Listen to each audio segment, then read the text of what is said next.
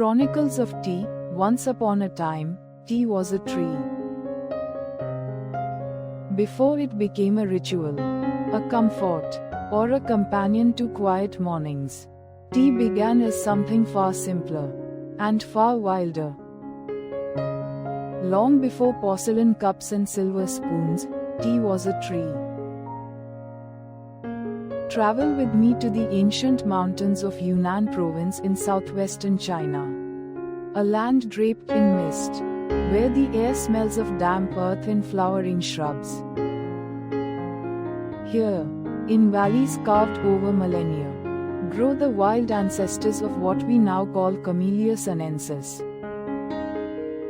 Unlike the neatly trimmed bushes of modern plantations, these were towering trees, sometimes over 10 meters tall, with thick, dark green leaves glistening in the filtered sunlight.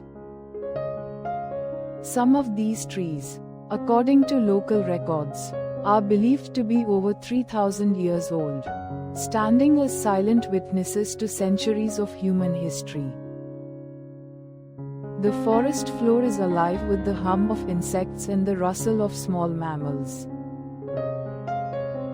Streams crisscross the slopes, nourishing roots that reach deep into soil enriched by countless seasons of rain.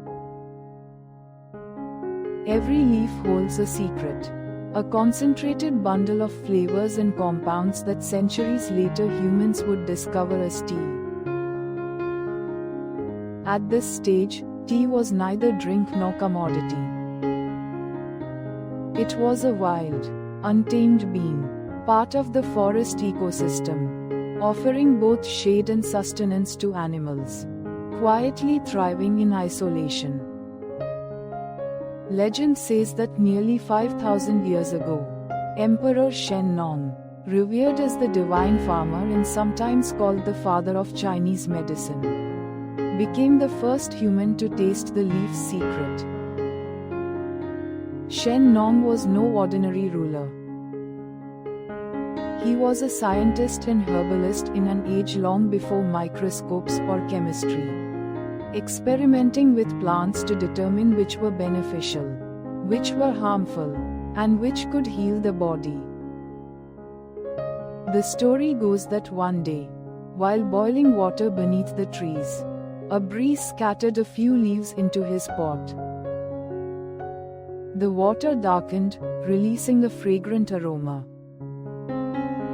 Shen Nong, curious and cautious, lifted the cup to his lips.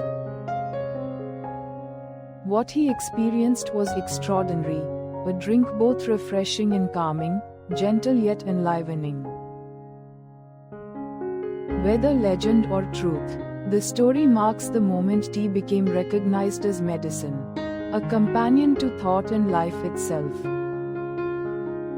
In those early centuries, tea was not a beverage of leisure. It was a remedy. Leaves were chewed raw, boiled into bitter decoctions, or used to treat fevers, aid digestion, and awaken the mind. Ancient texts from the Ha dynasty, 206 BCE to 220 CE, describe tea in medical contexts, praising its ability to detoxify the body and harmonize the spirit. For monks seeking clarity in long hours of meditation, tea became a tool to maintain focus, bridging the physical and the spiritual. As time passed, humans learned to cultivate these wild giants, pruning them into smaller, manageable bushes, forming the first tea gardens. Yet even today, some of these ancient trees remain, roots entwined with centuries of rain and soil, leaves that carry the echo of a distant past.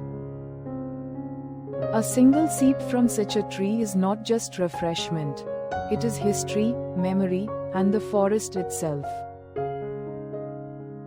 So, before you pour your cup, pause. Listen to the story in the leaf. Remember that tea, in its origin, was not a commodity, a flavor, or a custom.